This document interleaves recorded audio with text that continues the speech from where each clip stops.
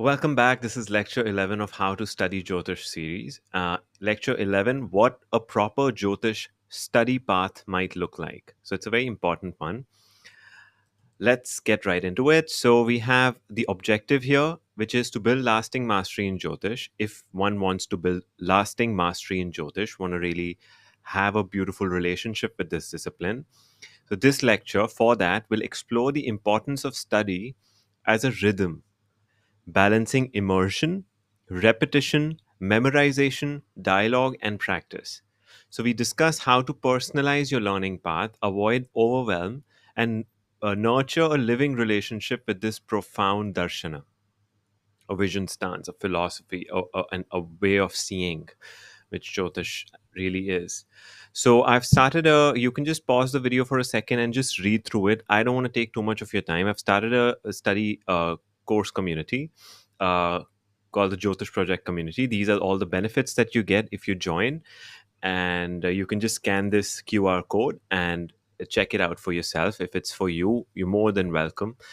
So yeah, I don't want to take more of your time. Uh, six sections we're going to cover: the importance of consistency over intensity, returning to core concepts regularly, balancing memorization and understanding, dialogue and community, practice and reflection, personalizing your path. So these are the six sections we're going to cover. So the importance of consistency over intensity. So, studying Jyotish is not a race or a one time event. It is a lifelong rhythm, a steady unfolding. We have to watch the grahas move, we have to watch the transits, we have to start cultivating a subtle perception of the way things are, understanding the ways of nature, our relationship with nature, our own body mind's connection, becoming more conscious with one's own deha, with one's own body. And it's not about being super intense and just figuring it out within 1 or 2 years. It has to brew over time, and one has to live enough of life to for it to land into one's heart fully. So, consistency matters far more than occasional bursts of intensity. And this is true for any discipline for that matter. Though there are some things where you can, within 1 or 2 months, 3 months, train so hard that it helps you out in some sense. And even in Jyotish, you'll have outbursts of studying. But the idea is, which is good. Like probably there's some transit, something getting activated in your birth chart, in your own psychogenetic factors are activating, and you have that focus, that time, that attention. You have more consistent, you have a more intense moment of studying. But it's not about you studied really hard for 1 or 2 years. Now you're a Jyotishi and it's done. It's a consistent practice, is what I mean. It's sort of a longer. It takes a while to sort of absorb and contemplate all of these ideas. So, short daily or weekly sessions create a steady flow that allows concepts to settle into the subconscious, for them to be absorbed, assimilated, patterns to emerge through repeated exposure. You start making correlations, connections, you start using a certain logic, you start getting used to the language of Jyotish, the mind to become familiar with Jyotisha's language and logic.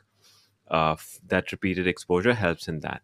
So this rhythm builds a deep foundation, preventing overwhelm and burnout. So a lot of us burn out when that and I've been approached by various people in their different stages of their learning path, and I remember my own journey when I was burnt out, when I was overwhelmed. Where to start? What to study first? Should I? These things require, if they are guided a little bit and at every stage you'll have understanding. It's not that your understanding will come suddenly in one flash. At every stage of learning will give you a deeper outlook, a deeper in look, I guess. So unlike hurried cramming, rhythm nurtures the gradual transformation of understanding, and Jyotish is really about that uh, gradual transformation, uh, by becoming humbled by life in different ways, which is by the grahas, by prakriti, by the way things are, the nature, the psychostructure, the psychometaphysical, things of our earthly experience. It honors Jyotish as a living darshan, one that unfolds over time. You start seeing darshanami comes from which is the view, the one seeing, to be able to see. World view is another common translation. Your view, your point of view, in some sense. It that unfolds over time, inviting patience and presence. Presence meaning you show up. Patience meaning while you're not fully understanding everything, while you're going to wait to have a deeper final sort of understanding, what are you going to do while you're going to wait? So that's what patience essentially is. When you wait on a platform for a train to come, what are you going to do while you're waiting for the train? That's patience. So while you haven't fully established yourself in your practice and understanding of Jyotish, while you're waiting for that final moment, that fruitful moment when things really make sense and you go into advanced techniques, advanced learning, and to research work in the beginner, intermediate layers, what are you going to, how are you going to spend your time? How are you going to build your relationship with the discipline? And presence simply just means, in this context, showing up regularly. So, returning to core concepts regularly. Immersion means surrounding yourself with the core principles of Jyotish repeatedly over time. So, you have to contemplate the ideas around fate and free will, Purushartha, Karma, Kal, Prakriti, Atman, Graha, all these ideas, Rashi, Bhava, all the core concepts of Jyoti. Jyoti, what is Jyoti about in Jyotish? So, the very first video on this channel is about what is Jyotish. So, repetition is not rote memorization, but returning to key concepts, sutras, creating flashcards, writing down the sutra, writing the transliteration of the sutra if you can't read Sanskrit, and the Devanagari script.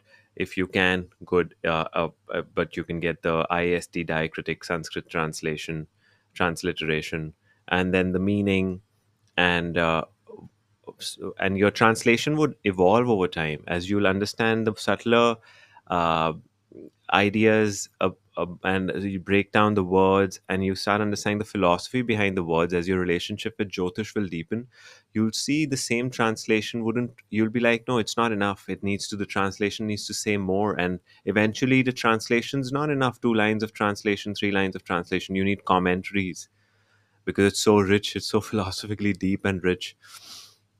So, this process of returning to core concepts regularly will deepen your understanding beyond surface knowledge.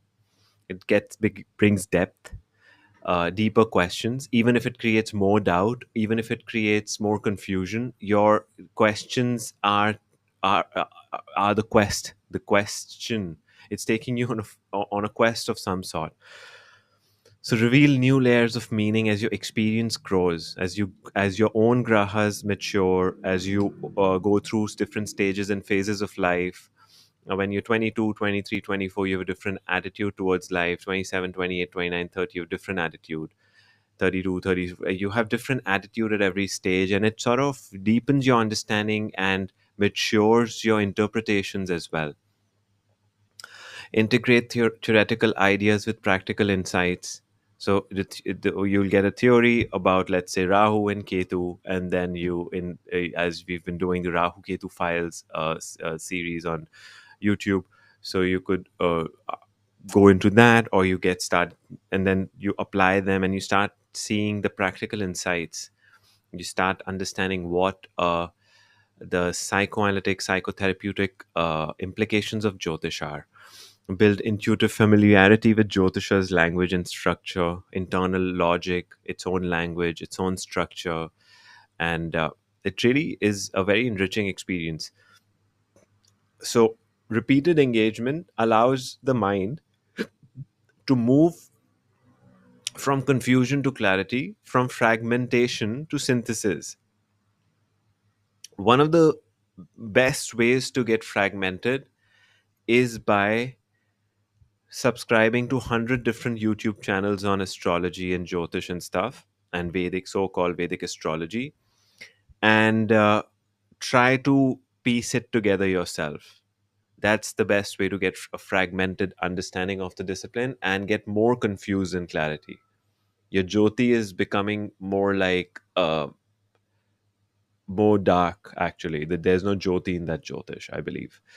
And it creates more confusion and more misunderstandings about who one is, how one is, and how life is and stuff. I went through that journey completely for the first 3 years of my life, and yeah, I had to unlearn everything. And so I come from my own mistakes always. I'm the first one to make every mistake uh, that I'm speaking of here. Rather than rushing ahead, immerse and return. Allow each visit to deepen your grasp and open new doors. One book will open another book, that book will open another book, one sutra will lead to another sutra, and a lot of literature starts speaking to each other, and profound understanding arises in the heart. And that heartfelt understanding is what uh, we are chasing essentially.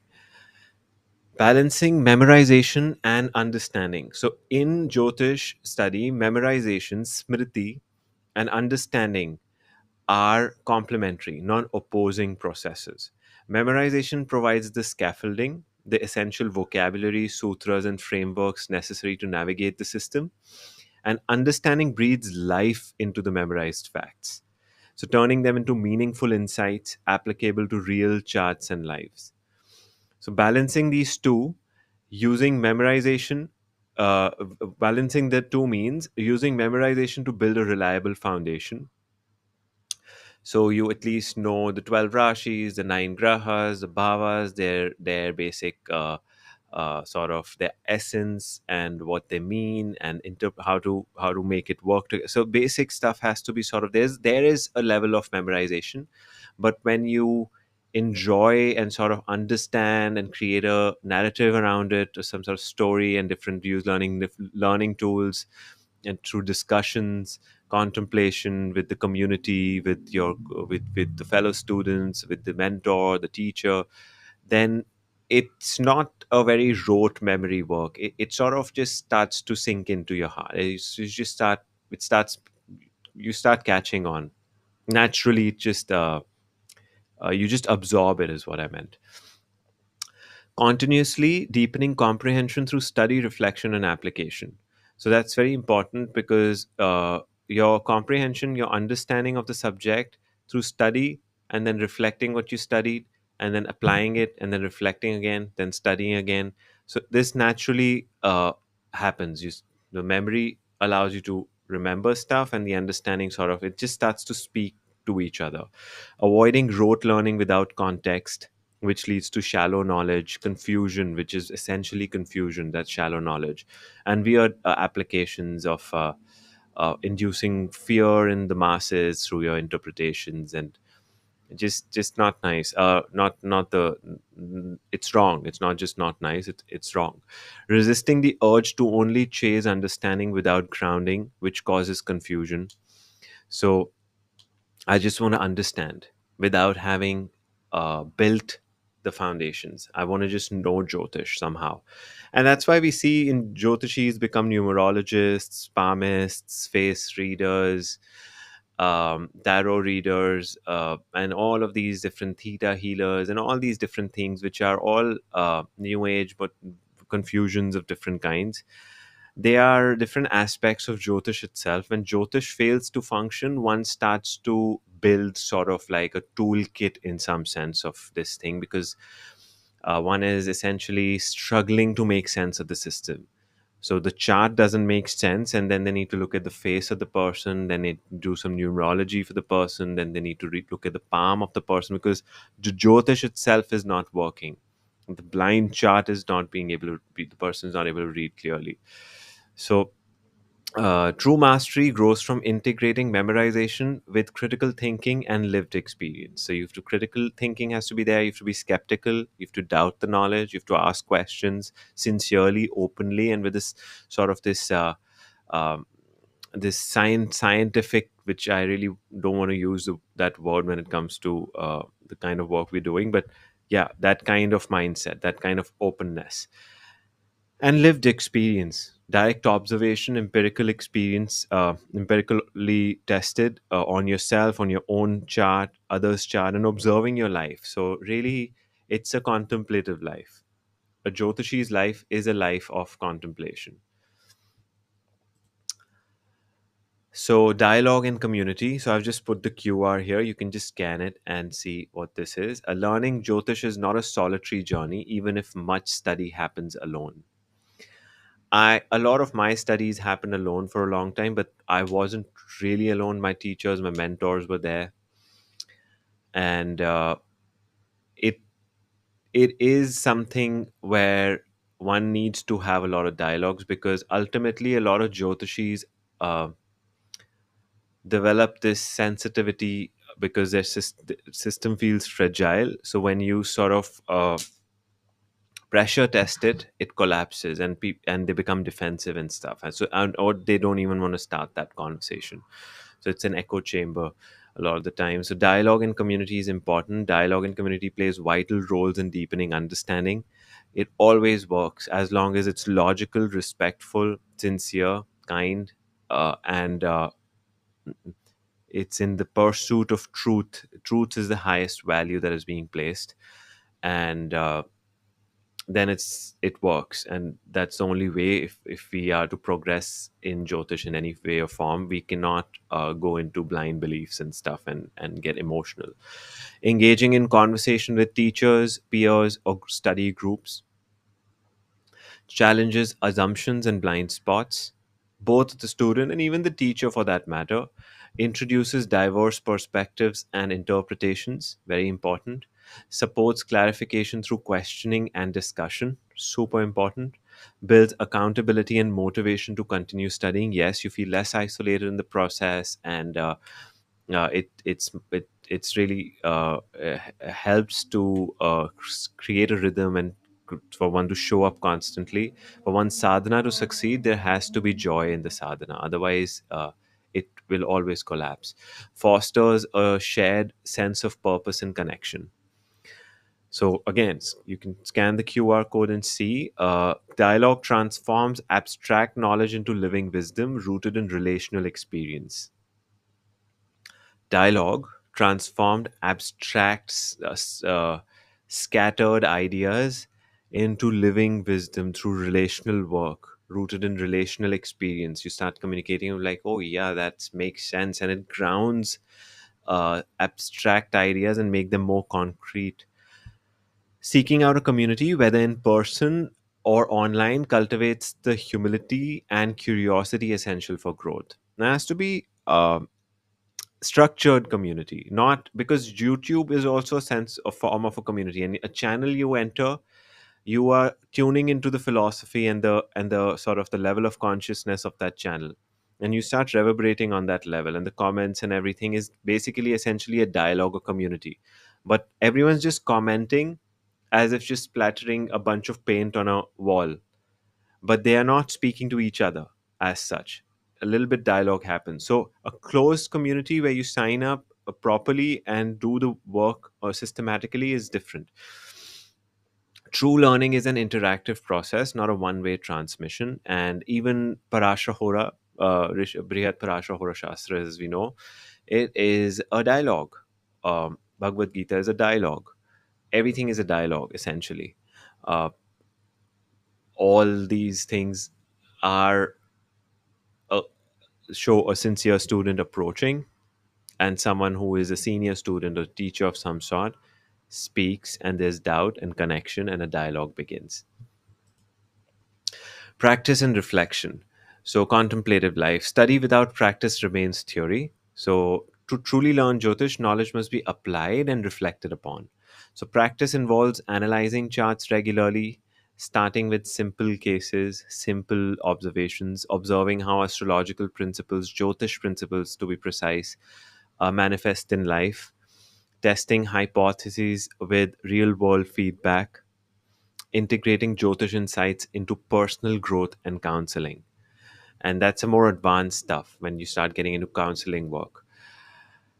Reflection deepens learning by journaling observations, challenges, and questions, revisiting earlier lessons with new understanding, going back to the basics constantly. And one of my Jyotish colleagues uh, said this to me a couple of years ago. He said, and at that time it sort of made sense. He said, just start now that you are becoming a practicing astrologer and reading other people's charts. Just go back to learning about rashis. Just go back to the basics once. And I didn't do it at that time, and after 6 months or a year or so I did that, and then I it was a renewed understanding because I wasn't the same when I studied it for the first time. And this time I read more deeply. The same sutra, the same stuff was like, oh, this makes a different kind of sense now.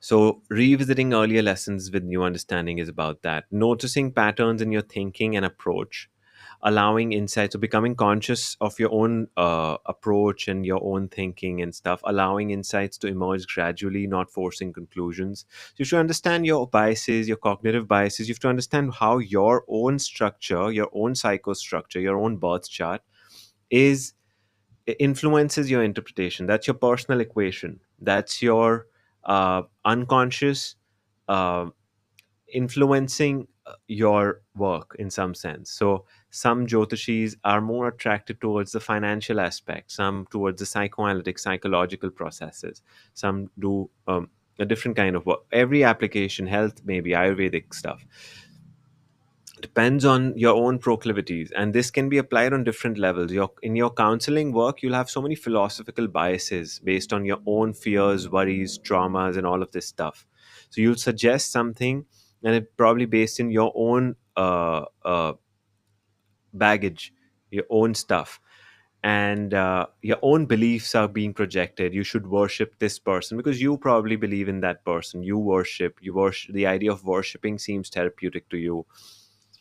Gemstones, and how your own understanding of life and where you've reached with yourself is how much you can. That's the jyoti of the Jyotishi, and that beyond, they can only illuminate that much in the psyche that they're the birth chart that they're analyzing. So allowing insights to emerge gradually and not forcing conclusions also. This cyclical, spiralic process of practice and reflection transforms information into wisdom. The information sort of becomes more like knowledge. This sheer, raw, dead data becomes knowledge, something knowing. I'm being able to know something about life. And that through that process of knowing, you cultivate viveka, discernment, and that slowly gives you some sort of wisdom, whatever that means, some sort of, you cultivate something that gives you some kind of relief, and your understanding process becomes deeper, is, you know what I'm saying. So it nurtures confidence, discernment, and a living relationship with Jyotish. So practice and reflection is all about a living, alive relationship with the discipline, seeing it as a discipline, seeing it as a darshana, and generating that sort of connection with it. And not begin don't begin with reverence, begin with doubt, maybe begin with curiosity is one of the best ones to begin with when you approach a discipline like this. Personalizing your path. So, no single path fits all students of Jyotish. Each learner has unique capacities, backgrounds, interests, and rhythms. Personalizing your study means, what does this mean? Recognizing your natural pace and honoring it. Some people assimilate a lot of information. Some people have their own rhythm, own pace. Honor that. Understand your design. Don't compare to others. If you do compare it if it makes you uh, better in some sense, and not violent or harsh towards yourself. Prioritizing areas of study that resonate deeply with you. So your interest, if it feels interesting, your attention sort of sinks in deeper. Uh, Allowing curiosity to guide exploration rather than rigid plans. So curiosity is more flowing and sort of like digs into different rabbit holes, though a rigid plan has its own wisdom, has its own virtue. But curiosity keeps things interesting. Balancing playfulness, also balancing depth and breadth to avoid overwhelm. So if you go deeper into one thing, and slowly build it. You have to balance depth and you have to balance breadth. How much you're going to cover, you cover a lot, and depth. Within what you're covering, you go deep and complete. So you don't get super overwhelmed also. You should integrating study with other life commitments and practices. So a lot of the times we think that once I'll be free, I'll be able to study. I remember in 2014, 15, 16, I was doing three jobs. I used to wake up early in the morning, teach music, guitar online, and go to people's places, go to work, come back. So there was a lot going on, and even then I would, like, by 8:39 try to study for half an hour. Though what I was studying was basically taking notes down, watching YouTube videos, and trying to, what I call, technique scavenge, and getting confused, and it was really bad actually. But it was effort, right? So you have to see that you have to integrate your life, your study, and your studies. It's not about having a lot of free time one fine day and I'll study. So that's what they say, right? When you're free, meditate for half an hour. When you're busy, meditate for 2 hours. That's when you need it. Accepting that learning is a dynamic unfolding and not a checklist. So that's important. There'll be a checklist part of it, but it's not about that, right? So learning is about the dynamic, sort of spiralic, complex unfolding of all the information that is being assimilated and contemplated. A personalization fosters joy, sustainability, and authentic growth. So it seems real, it's sustainable, it keeps you going for a long time, and it gives you a sense of joy. It makes you feel, it's not pleasure, it's a different kind of uplifting, sort of connected feeling, a warm sort of happiness of some sort. It invites you to become not just a student, but a co creator of your Jyotish journey. So you really curate your learning path. And then you'd feel you create your, you follow the syllabus, but you understand your design and your structure and what are its capacities with regards to that syllabus, and honor that essentially.